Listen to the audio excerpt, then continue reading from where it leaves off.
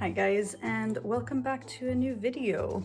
It's been a while since I've made an art video on this channel, but I am back with an exciting project. I bought this square notebook or sketchbook a while ago and wanted to make a sketchbook dedicated to fan art because that's one of my favorite things to do. I've already started it. Because the paper's a little bit thin, unfortunately I've had to glue some of the pages together because the paint would go through.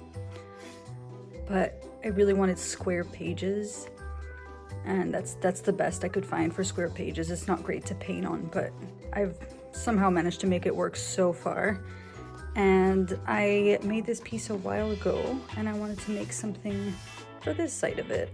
I was initially going to do Disney villains, and when I was looking them up, I found Madame Medusa and thought she definitely needs an entire page just to herself. For those who don't know, she's from The Rescuers Down Under, probably one of the most underrated villains of all time. They did her so dirty.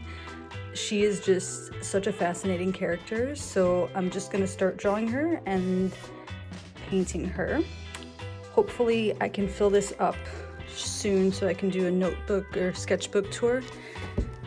But for now, let's just fill this page up. Let's get going.